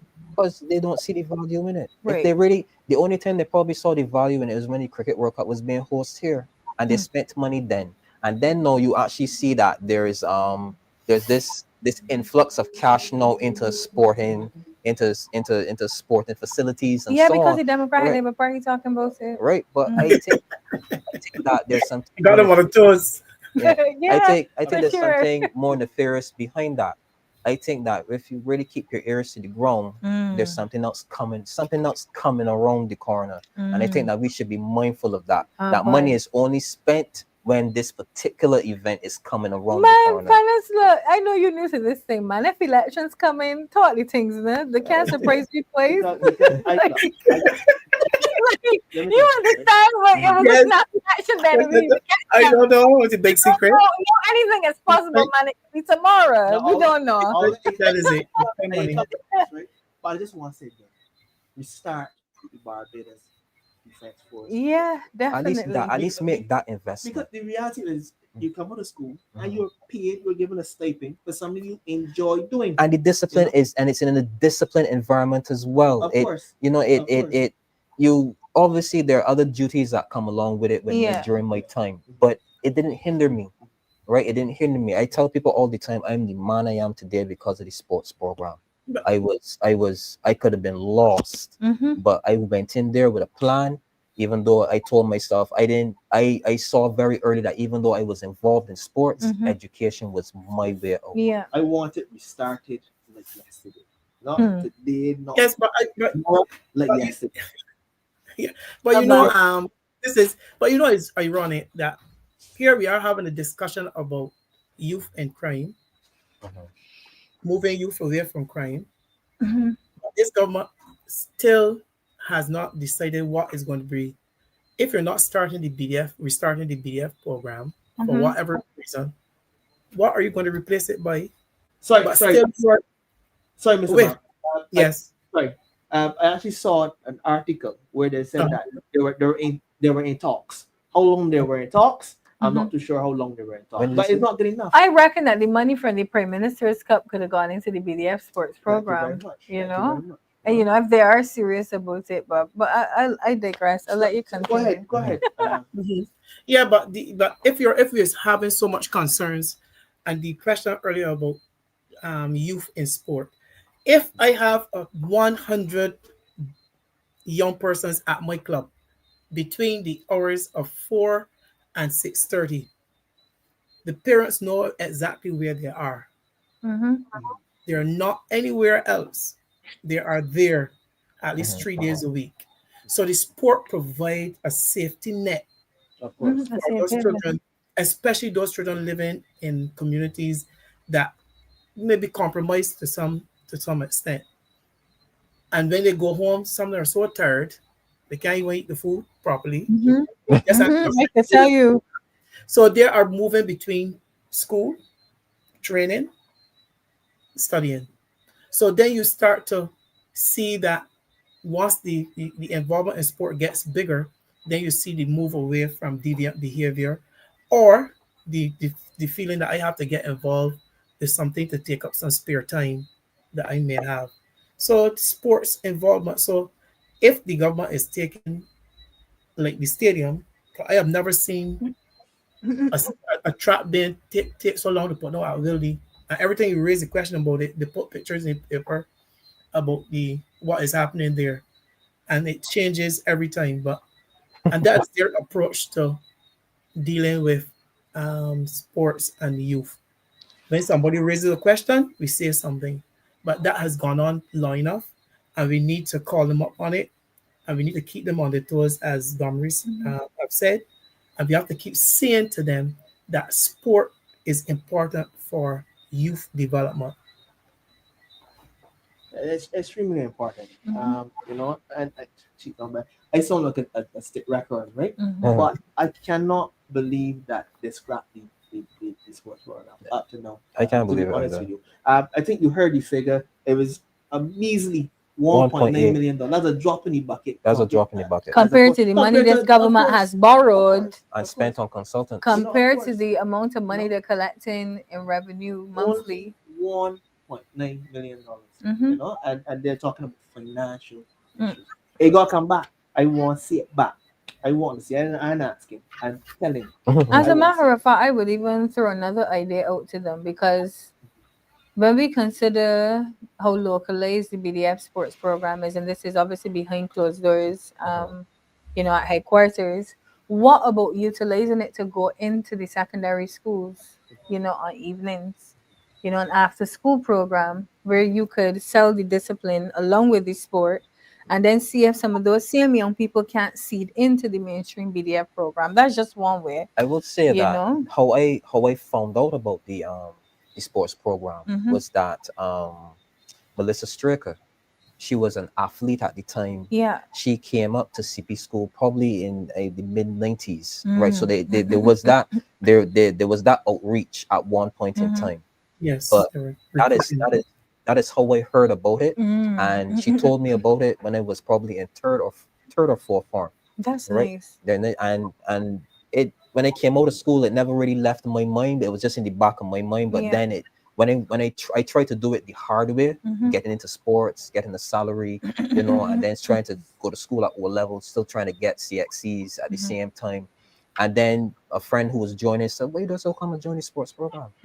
You know, and it just came back to me, and it was like, you know what? Yeah, I think I will make. Yeah, there are a lot of youth looking at recently, you know, that actually joined these sports program. You know, we had a they used to really compete with sports against, and they used to beat everybody all the time. Yeah, every single we time. had national champions. We You had know? national champions. I think at one point in time, I think the football program had actually they had won the Premier League. I think at one point in Of course, time. Oh of yeah. course. Yeah. Very difficult competitive. Cricket Very was difficult. cricket was Very, very cricket difficult. program was Cricket exceptional was too. very, table tennis program was very good too. Yeah, Yeah, definitely. we had some very Some good really good coaches. Yeah. I remember when Henry Springer ran Yeah. the cricket program at the Yeah, at the Henderson BDF, Springer, you know. yeah. And we know we could call some of the names that went on to West Indies cricket as Tony well Jones, from the BDF sports Tony program. Jones was So in charge of the athletics program. yep, most Yeah. definitely. I can And he read a was, couple. I think he was an Olympian as well too. Yeah. Sorry, I can read a couple more comments here. You got CD. You're correct, Mr. Babb. Simply put, sports is a channel to instill discipline in our children, to school, to training, to home. Tired is all. At Cam Har, I get it to you, Cam. At $80 million a month collected from suicide. What? $80 million a month. 80 Where did million that a go? month. You know, To improve the country. they come and they flood my when the videos were posted. Up to now, this government has not provided the receipts to show where this revenue is going. People say, "Oh, look in the estimates." It's not in the estimates. Okay. And I implore all Bajans to grab a copy of the estimates, and you will see that there is no allocation for this tax within the estimates for this year. This is 2025 to 2026. I think it is the government's responsibility because you know what, Mr. Bob, some of that money could go to sport. You know, if you're not going to declare exactly where it's going, we challenge the government now to. It's only 1 month if they're collecting 80 million a month. Why we can't? Why sports can't get an 80 million next month and call it a day? It's true. So the Democratic Party will start talking about it. I seen a little comment. It's a little piece of comment. The gathering program.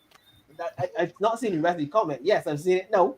As SW. The Yeah. government doesn't have interest in communities being actively involved in sports because that would take away from their gathering. Now that's sending me now on a trip now. You know, I Yeah. mean, that's $16 million. There was a regathering allocation for sport too, you know. So having had the opportunity to peruse the estimates, regathering was mapped onto so many different ministries. But I haven't seen anything related to sports and regathering. So perhaps this is the time for us now to challenge the government to Is it show. still going on? Is it still going on? Where is it now? Well, the last thing I saw was a small motorcade. You know, they had the celebrities talking on the megaphones, trying to get the people from St. George to come out. And the men from in the rum shot ain't even look wrong. I could tell you they had two pigeons at least they walked picking at some bread and they didn't even look up. That's how we gathering. But to have so much money Gathering invested, petering out. but to have so much money invested in something and it's just gone low key. Because the same thing the same thing we are discussing in this show, right?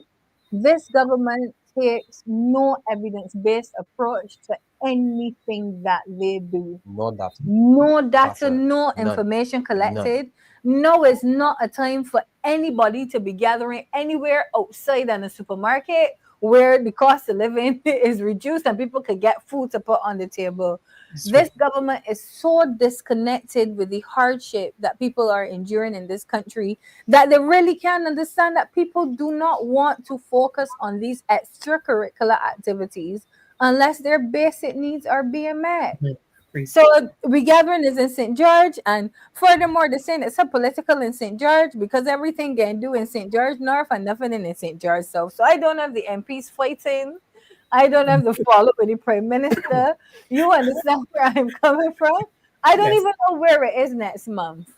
You know, so it was not quote unquote like at the beginning, quote unquote, but then everything is just dissipated. I mean, I haven't been hearing anything about it. They make it real sport. Man, when I see the motorcade pass through, I could tell you, even the celebrities at the back of the van they look tired. They didn't want to talk no more. The body didn't want to be speaking to the dead crowd. No, the gathering was a waste of government resources, just like the peace program. You understand where I'm coming from? This government has been misappropriating public funds from the time they took office, and it is sad to see that with the outcry that was had against the Democratic Labour Party administration leading up to 2018, I am disappointed to see our people so quiet now. recognizing the difficulty and the hardship that we are facing as a people. But equally, when you think about it psychologically, when people are oppressed, they hardly speak, you see. So I would hope that in time, this oppression goes from silence to action in a Yes. quick hurry.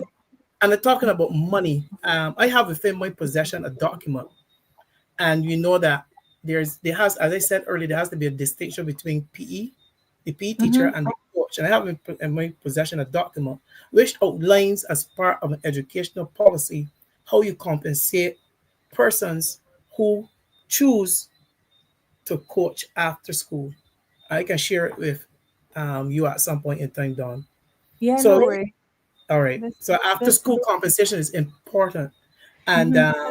and then you have coaches who coach at the national level, and they are given compensation for medals. The gold medal is worth this, and so they are motivated each Mm-hmm. year, every season. They are motivated to get their athletes focused, to Mm-hmm. get the program, to learn more, to upgrade themselves, because it means for me as another source of income. So therefore, they're motivated. They are always on their toes. They're always looking for ways where they can improve their program. They're behind the athlete, getting the athlete focused on what we have to do to ensure that at the next Carifta Games, at the next World Championships, we need to do this and we're working. So I can share that with you at some point in time. Pedro Gemma, he's asking what at-risk youth, what that means. What makes a child at risk? So what at risk basically means, and it really stems out to sociology, well, any of the life sciences really, is that a child or a person or an individual may be at risk if they're at risk of harm, endangerment, or any other negative consequences that could come as a result of their circumstances. So one could say no that young people in Eden Lodge are at risk of engaging in deviant behavior given the rise in gun crime. One could say that the constituents are at risk of being harmed because of the gun violence. So wherever there is a negative consequence that could come as a result of an action or a circumstance, then that individual or that community or a country could be deemed to be at risk, a population even. Just as they say we as Black people, with the rise in non-communicable diseases in this country, we are deemed to be at risk of contracting, diabetes if we don't reduce the sugar in our diet. Yes. If that makes sense, Pedro. So I want to ask the question of academies. Academies, Mm-hmm. right? No, you have been overseas. Mm-hmm. You would have studied overseas. Mm-hmm. The academies, the work. I worked in what- an academy. I you worked would in have one of the worked- best yeah. academies. Tell us a little bit about. Premier League academies, and it is so interesting the way that academies are tiered. So there is you call it the Elite Player Performance Plan, and it is something that's widespread across England. And this is where the football clubs that we've come to know, the Manchester United, Chelsea football clubs. Yes, they're Premier League clubs, but their academies are accredited under a different system. So you have Category 1 academies, which are obviously the highest level. You got Cat 2, Cat 3. And each of the academies have to meet a certain standard in order to maintain their award of having their categories, having the category status maintained. So there are certain benchmarks that have to happen, particularly within Category 1 academies. And where I, as a sports psychologist, have benefited from, being involved in the academy is that sports psychology and mental skills training, there has to be a pillar within the FA Four Corner model. There is a pillar for psychological development, and that is how we as sports psychologists are engaged across the Premier League within the UK system. So for me, the benefit of academies is actually giving, national organizations, taking the weight off of them actually to go into the communities and develop sport on their own. You just designate tasks to the different academies. So it gets so complex. And I would venture into cricket a little bit because one would say in English cricket, certain captains come from certain counties, or the best batsmen come from this particular club, or there's a history of this person collecting the most wickets, or the best bowlers come from this particular region. So culturally, then academies are also influenced at that level where every single club, every single academy, every single team has its own culture. And it is about creating that melting pot of understanding what works well for that country in that particular sport. And I mentioned England in terms of football, Brazil, France, Italy, they all know what works well for them because they've excelled at the international level for many years. We don't know what works well for us in Barbados. We know that, ever so often an athlete comes out and medals and, we get a silver medal, we get a bronze medal, or, give this athlete a host and land. Yeah. But we do not know what the long-term development of that feat looks like because we have never invested in any long-term athletic development. So I always say we missed the moment with Obadele back in 2000. 25 years later, we still do not know what we are doing with sport. And unfortunately, I don't think that the government knows what we are doing with sport either. But, they always say, there isn't any question that is true, right? Yeah. And they can ask the question, is this government serious about sport? Damien? Not from what you can see. Uh-huh. It's 7 years. Never lose your diplomacy. I like you. Keep that. That's admirable. That's admirable. As I was saying, no, you cannot say from the evidence that they've been serious. Because I remember their promises was heavily catered to the youth. Mhm. And if you were serious about the youth, then you would have been serious about sports. Yeah. Because how do you think the Shades and the Obers and Yeah. how they came through? How do you think they came through to get where they are?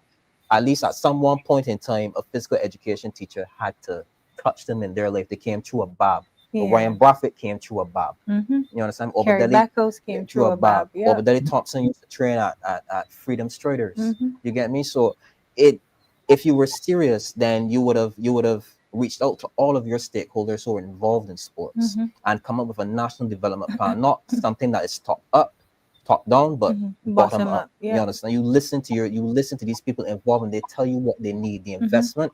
Even if you have to provide concessions to the private sector and tell them, well, listen, if you invest in one particular sport, we provide this particular concession regarding depending on what your need might be, and develop a national program. And I think that is where I'm going to lose my diplomacy now. The DLP can really succeed at. Yeah. When we come into government, we put a national plan in progress. We reach out to everyone and tell them, but listen, this is what we want to do, and this is where we want to go. Set up a national program and develop a 4-year, 4 to 4 year program where we can focus on world championships, all world championships, and the Olympics. Yeah. And get a national program off the ground. Mr. Babb. Come. Yes. And what you same question? You're known by your actions. And so far for the last 7 years, we've seen just lip service being paid. So sports, whenever the questions are asked, you see them coming to the paper because about them is optics. So they have to quit the questions by presenting something is probably going to happen. There are no timelines given that are realistic, because you're saying to me it took you 3 years or more to lay a trap. You still have the playing foundation.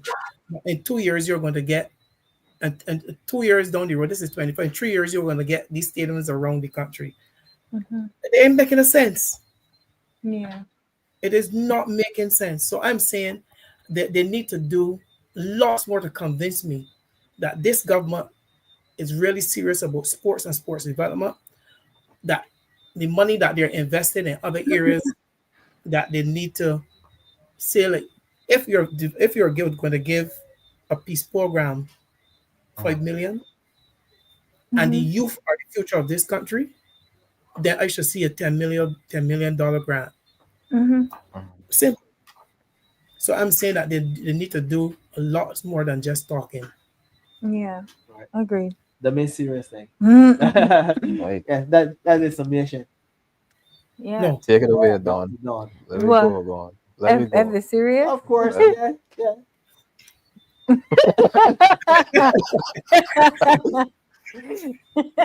Wow. Leave the best for last. Of course. Leave the best for No, last. I'm not. The I'm not joke gonna be is, facetious. I'm not gonna be facetious. No, they're not.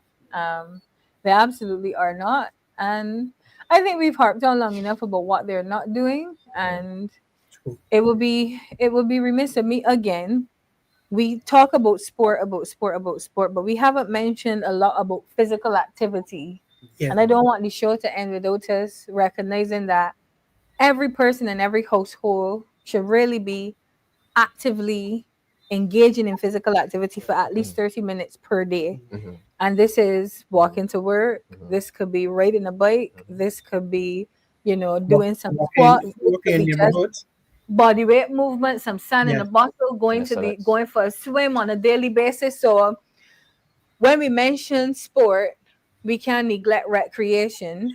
And Yes. equally, we need to empower each and every individual within the communities across our country to understand why physical activity is important.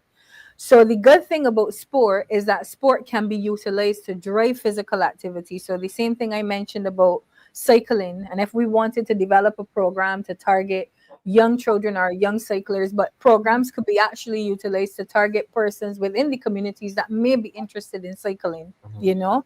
So we can't neglect physical activity, even though some of the physical activity, and I am knocking the body, Mhm. I spend a lot of gyrating and a lot of other movements that were limited to crop over in years past, infiltrating society and schools and different things. But I think we also need now to reimagine what physical activity may look like and Yes. actually tailor physical activity to the needs of persons within the community. So not every person wants to gyrate as a form of physical activity. Some True. people will tell you, oh, but I'm religious, so I can't be listening to certain kinds of music. How do we engage the Christian or the Muslim or other persons with other views Yes. pertaining to physical activity? I just think our approach again is just one-sided, and well, not our approach, the government's approach, sorry, is one-sided and lacking the evidence to understand